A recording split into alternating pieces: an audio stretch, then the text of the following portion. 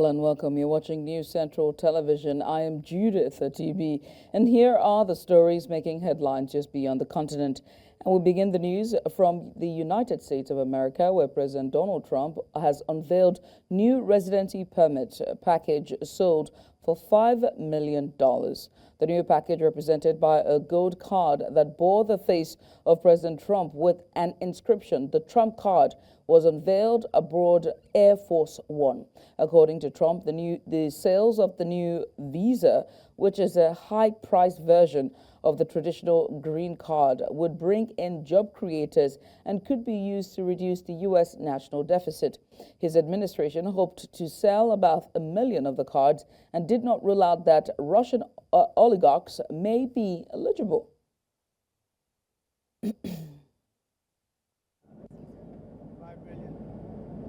5 million dollars this could be yours. That was the first of the cards. You know what that card is? Gold card.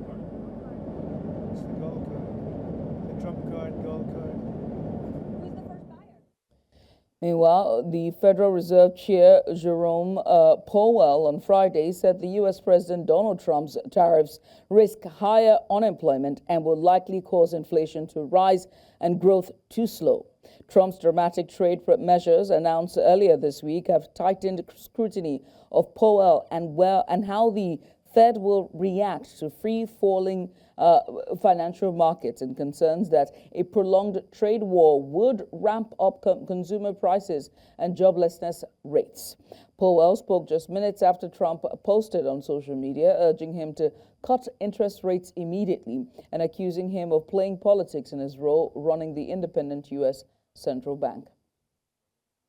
He remains elevated. It is now becoming clear that tariff increases will be significantly larger than expected. And the same is likely to be true of the economic effects, which will include higher inflation and slower growth. The size and duration of these effects remains uncertain. While tariffs are highly likely to generate at least a temporary rise in inflation, it's also possible that the effects could be more persistent. Still on the new U.S. tariff regime, Minister of the Economy, Finance and Industry of France, Eric Lombard, has called on firms within the country to show patriotism by not giving an advantage to the United States in an escalating trade conflict. This comes after Emmanuel Macron, the president of France, urged companies to suspend American investments in response to Donald Trump's tariffs. Macron on Thursday argued that it would send the wrong message if French companies pressed ahead with investments in the United States until further clarifications come from Washington over Trump's Liberation Day tariffs. With Paris insisting that the response needs to come on a European level, Lombard said the EU's retaliation would not necessarily involve tit-for-tat tariffs and could use other tools. He pointed to standards, data exchange, and tax as levers that could be used. Direct French investments in the United States were worth $370 billion in 2023, making it the fifth biggest foreign investor in the country, according to the U.S. Bureau of Economic Analysis, BEA. La première inquiétude, celle qui est la plus grave, celle qui doit nous alerter, c'est pour les producteurs français, pour les entreprises qui produisent et exportent aux États-Unis. Et vous voyez bien que, par exemple, dans le domaine agricole, dans le domaine viticole, dans le domaine des spiritueux, il y a des dizaines de milliers d'emplois qui sont menacés. Alors les optimistes disent, bon, il va y avoir une confrontation et puis après ça va se lever rapidement. Et nous, notre responsabilité, c'est d'envisager de suivre ça, comme vous savez. For more on the global impact of Trump tariff trade war, I'm joined by an international affairs analyst, Alyssa Wilcox. Mr. Wilcox, many thanks for doing this with us. We appreciate you for coming on. I mean, let's just get started, shall we? How does the new Trump tariff regime come to you, especially when you consider its global impact? Well, thank you for having me. Nothing could be said now that would dissuade Mr. Trump from carrying out his American First agenda or rewriting the world order. I mean, Trump has not hidden his distaste for the way the world order has carried on.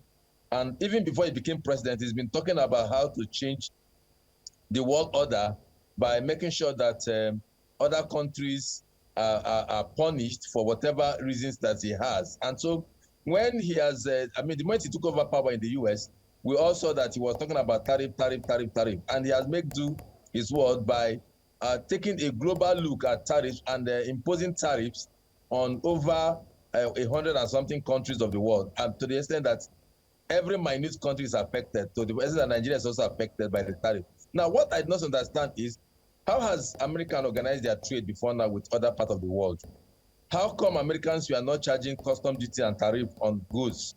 But the question I got was that there was some form of tariffs, but it's just that they now decided to feel that what they are charging others is lower than what others are charging them. So they try to equal it or at least half it.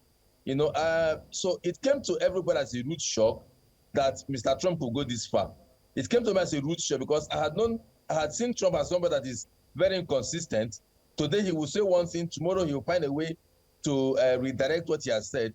But in this case, he has seen it through, despite that even warnings from his own United States, from his own house.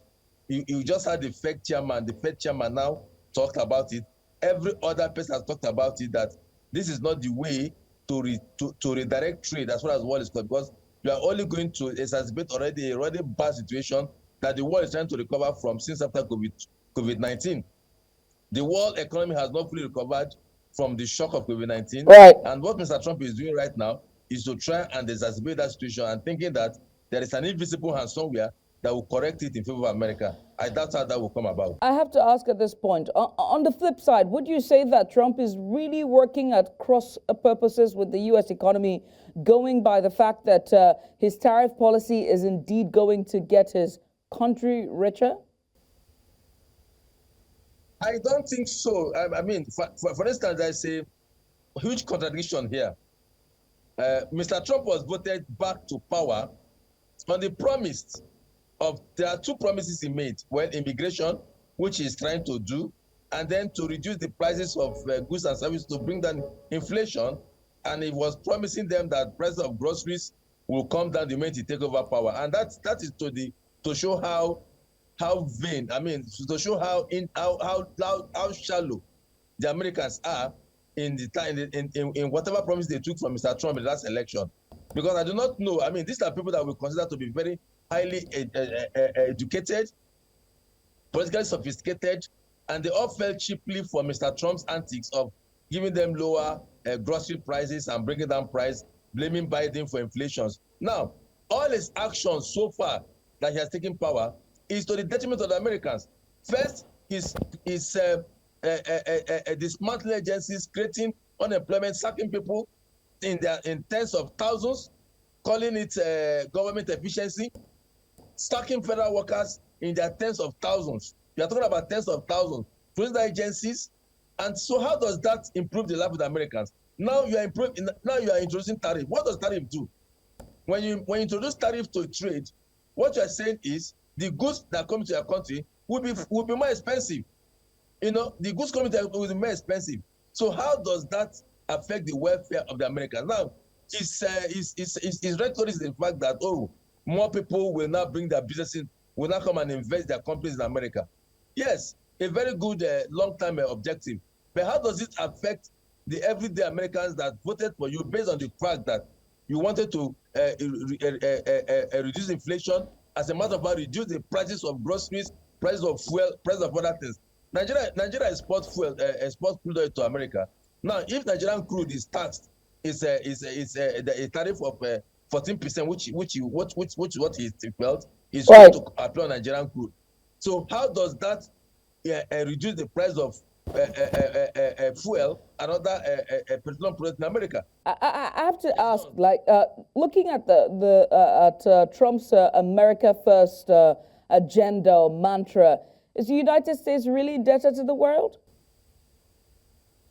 No, America is about 350 or thereabouts in population. Is it 250 or 350? I can't remember. About 300 million people.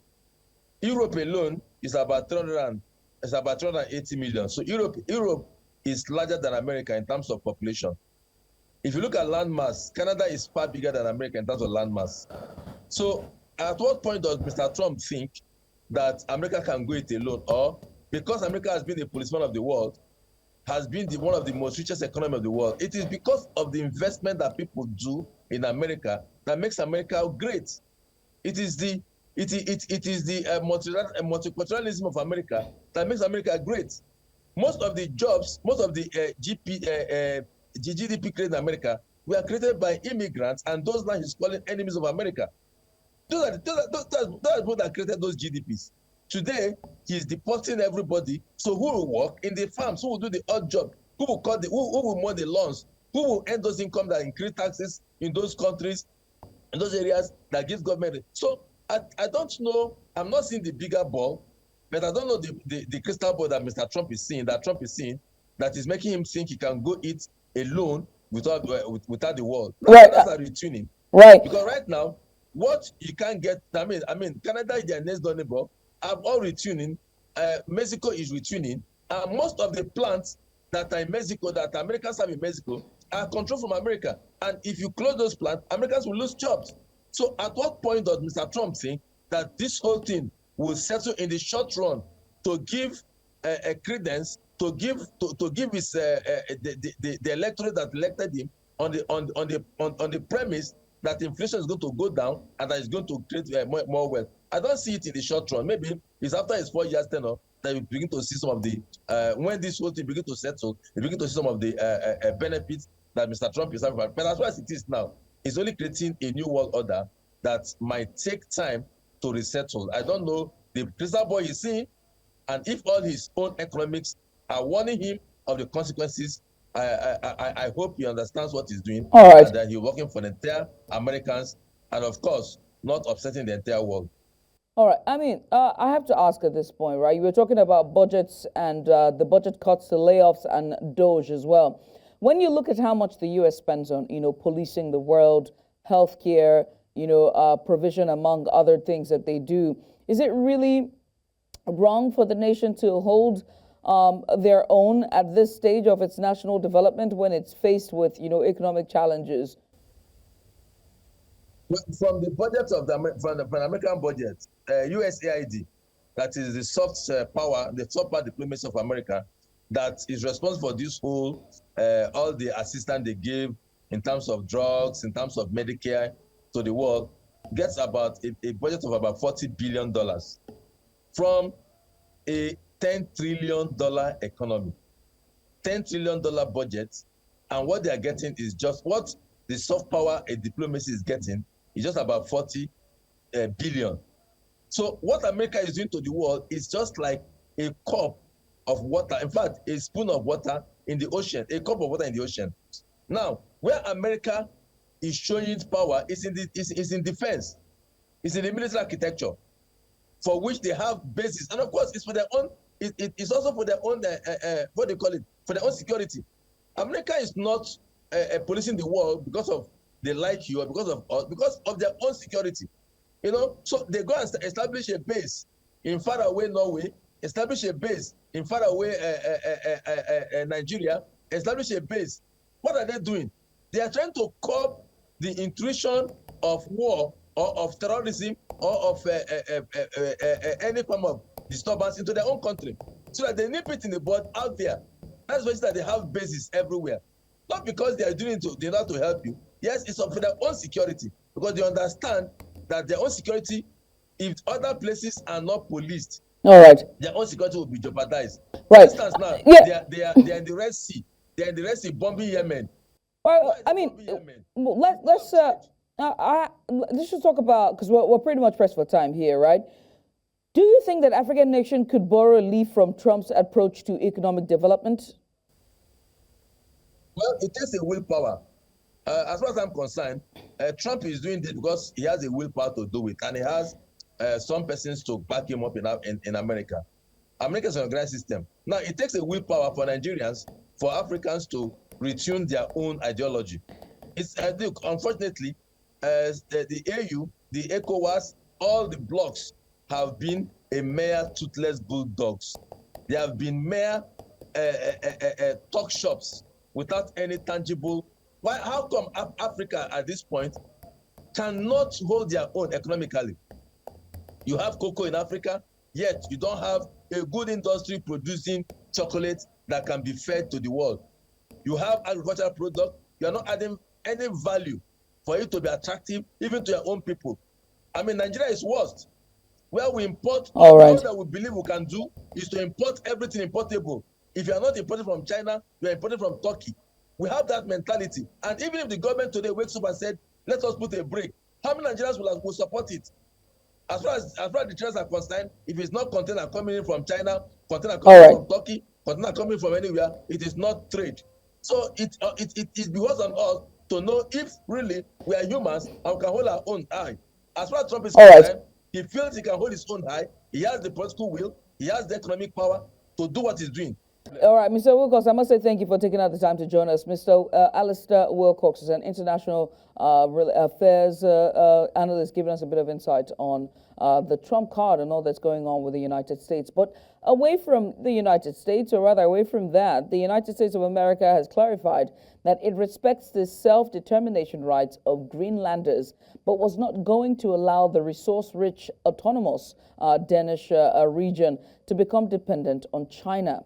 The U.S. Secretary of State, Marco Rubio, made the declarations, or rather the clarifications, after a meeting with NATO foreign ministers in Brussels. He said that Denmark should focus on the fact that the Greenlanders don't want to be a part of Denmark.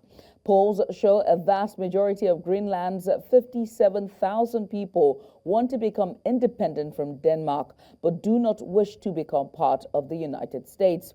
Rubio, however, reassured his Danish counterpart of the strong ties between the two countries after a meeting on the sidelines of the NATO talks. Meanwhile, Denmark's prime minister said that Copenhagen would not give up Greenland as she visited the resource-rich autonomous Danish region that U.S. President Donald Trump has vowed to take over. Speaking in English and addressing the U.S., the prime minister said, "You cannot annex the country." That's a quote directly from her. Tensions between the United States and Denmark have soared after Trump reportedly said he wanted to take control of the resource-rich Arctic island for security reasons. Frederiksen, the prime minister, arrived in Greenland for a 3-day visit, aiming to show support and unity in the face of U.S. threats. She rode around the capital Nuuk in a Danish Navy patrol boat alongside Greenland's new prime minister, Jens Frederik Nielsen, and his predecessor, Mute Egedin. Very clearly, national borders, sovereignty of states, and our integrity. These are all principles rooted in international law. These are fundamental principles formed after the Second World War so that small countries don't have to fear big ones. You're watching news just beyond the continent. Let's go on a short break, shall we? When we return, South Korea Constitutional Court upholds President Yoon Suk-yeol impeachment. We have the details just after the break. Stay with us.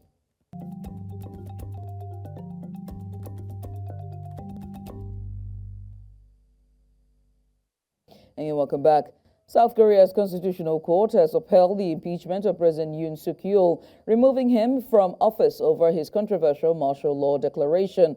The court found that Yoon's actions violated key democratic principles, undermining the stability of the nation and breaching the constitutional order. Yoon was suspended by lawmakers in December after deploying armed soldiers to parliament in an attempt to block a vote against his decree. He also faced arrest on insurrection charges in a separate criminal case. The court's ruling, effective immediately, mandates fresh presidential elections within 60 days. The verdict follows months of political unrest, with Yoon supporters outside the court expressing threats against the judges. The court emphasized that Yoon's actions betrayed the people's trust and violated the law.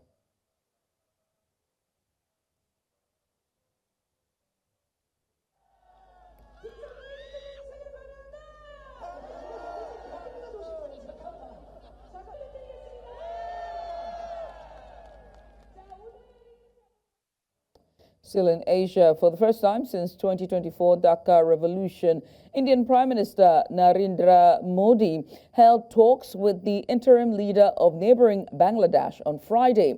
Now, this is the first such meeting since a revolution in Dhaka ousted the government of New Delhi's long-term ally in Bangladesh. 84-year-old Muhammad Yunus took charge of Bangladesh in August of 2024 after India's old ally Sheikh Hasini was toppled as prime minister by student-led uprising and fled to India by helicopter.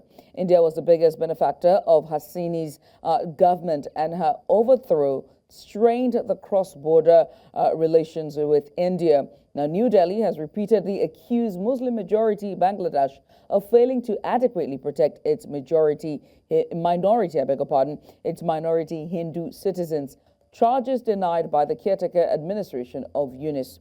Yunus, however, posted a picture on social media showing him in a handshake with Modi. His press secretary said later the, quote, meeting was constructive, productive and fruitful, end quote.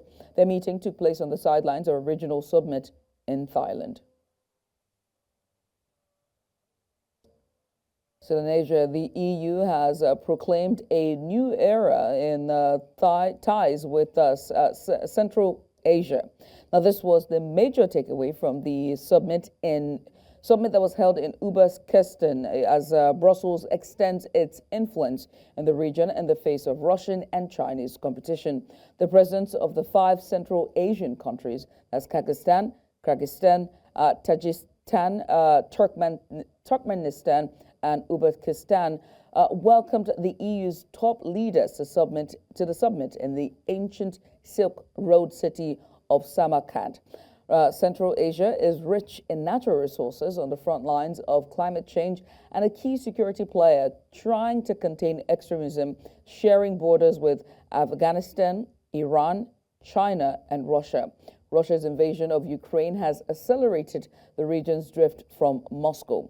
The region is interested in Europe's advanced industrial technology, which Russia and China struggle to provide, while Brussels eyes the region's precious resources. Now, despite a temporary truce being called in Myanmar following last week's devastating earthquake, the United Nations has reported that the military continues to launch attacks across the country. The UN states that Myanmar's military has carried out dozens of assaults, including at least 16 attacks since the truce was announced earlier this week. While the military junta and its opponents agreed to pause hostilities for aid to be delivered in the wake of the quake, which has claimed more than 3,000 lives, reports indicate that sporadic clashes have continued. According to the UN's Rights Office, over 60 attacks have been carried out by the military since the disaster. And that's all we can take, but do remember that you can send us your eyewitness report to the WhatsApp number now showing on the screen. And while you're at it, make sure to follow us on social media. We're at News Central TV. You can always watch News Central live on DSTV channel 422. We're now on GoTV. Find us on channel 23. We're also on Star Times channel 274. We're also on Avo TV. And you can stream us live anywhere you are on the continent and beyond the continent on YouTube. Many thanks for watching. I am Judith TV. Good night.